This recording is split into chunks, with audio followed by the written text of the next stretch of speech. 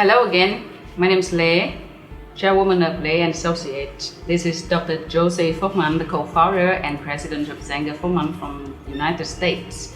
In the first video clip, Joe shared the result of his research on leadership and how to develop leaders more efficiently. In this video, we will talk about leadership for sustainable business development. So let's start with the first question about the role of leadership in sustainable development, especially in the emerging countries like Vietnam in a global economy. Well, what people think is that they have that great product or a low price, they're going to be successful. But in my view, the company that wins is the company that has talent. Let's see. If you have the best people, you will have the best product. You'll have a product that really differentiates itself from others. You'll have a product that can beat anybody because talent means success. And people are so focused on the product, but if you focus on getting the right people, the most talent, you'll win.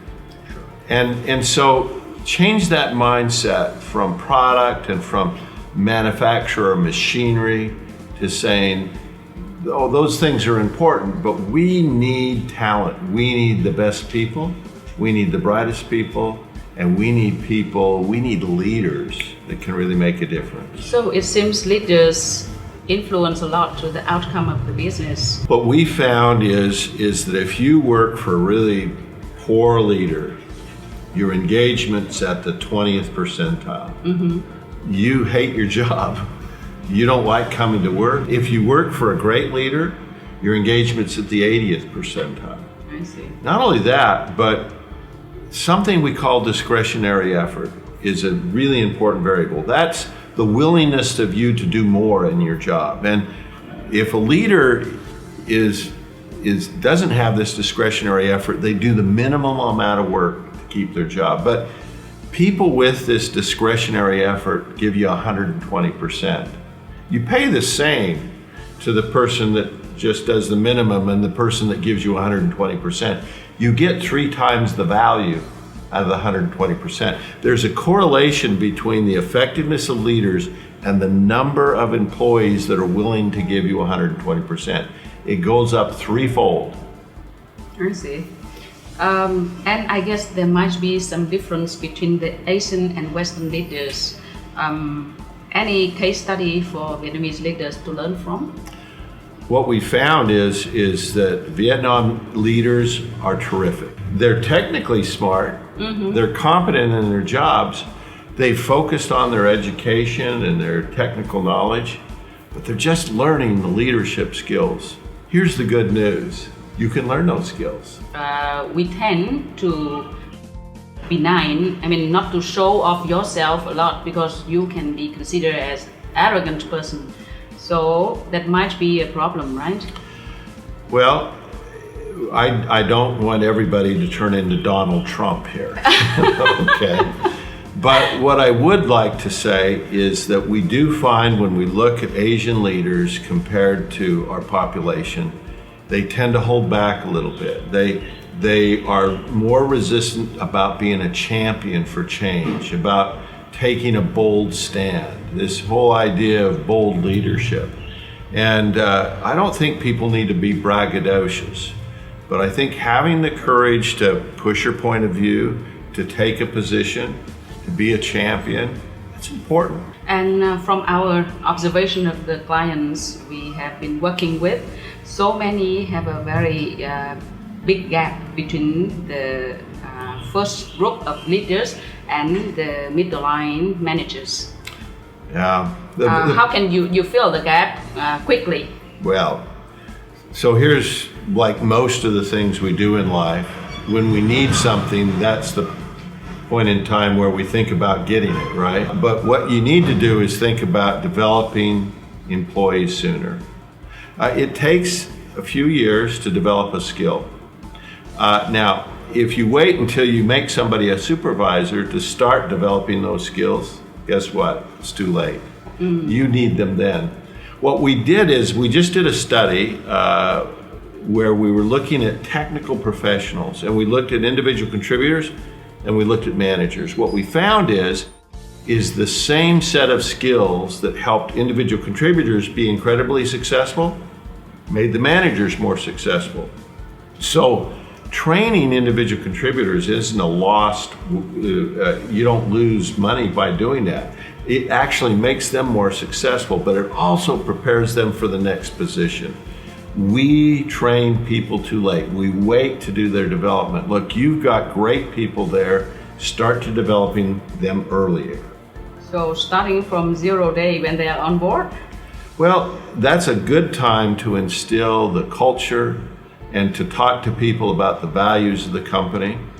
One of the skills that we find managers lack a lot of times is the skill of giving good feedback and coaching. And again, we would say, get that good manager, they'll get good feedback, and then pretty soon start challenging those individual contributors to raise the bar on their performance. And negative feedback is a gift, as is said, right? It often is, but sometimes what we know about negative feedback is that it causes us to, rather than learn from the feedback, to resent it. And so part of what we're teaching managers to do is to provide feedback in such a way that helps people really accept it. So by doing so, the leaders of the company should create an atmosphere for coaching, feedback, and in general to raise the bar of leadership in organization. Can you share how to do it in the good way? Well, most of us realize that the best way to do it is to be an example. I see. What we've just did a study on was the fact that if leaders were really effective, the next level leader was almost as effective. Here's the negative end of it. If leaders were really poor, the next level wasn't much better. We say that leadership is contagious. We know the flu's contagious and colds. Guess what? Leadership's contagious. It catches on in the organization. And that's one of the reasons why we think that it's important that senior leaders also get some development. Oftentimes I go into organizations and the senior leaders say, go fix those people. And I oftentimes look at them and say, you're part of those people. I see. So starting from them. Well, again, they can be a role model, they can get feedback, and when they do that, they set the tone for the organization to say development's important, feedback's important, even I will get some feedback. So your philosophy is to develop leadership on the strength rather than on the weakness. But certainly fatal flaws are much more easily to recognize. Yeah. So let's discuss a little bit about the most common fatal flaw among Asian business leaders. Well, we looked at the data, and what we found was it was this issue of sitting back. The most negative item for Asian leaders that's different from the norm is that they're not as willing to be a champion for things. They hold back a little bit. The other thing that's somewhat negative is this strategic perspective. Having a vision for the future, where we're going. We're so busy, head down, pushing hard, doing the job, that we don't sit back and say, where's the future? What's happening here? What do we need to do in the future to be competitive and where we're headed, and help people see that. I'm very curious about the article by Zenga Folkman on Forbes magazines about business women. Vietnamese women are also very proactive in business. How can more Vietnamese women engage and become the greater leaders? When we looked at the data, we looked at the effectiveness of women versus men, and we found that women were significantly more effective on 13 of 16 competencies. Thank you. You're welcome. Now, men were more effective on 2. Okay. I call them the big 2. Okay. only because I'm insecure. But women were better on 13. And a lot of times people say, well, of course, they're nurturing, right? Well, those were some of the competencies they were better on, but they were also better on drives for results, I see. on honesty and integrity, on taking initiative.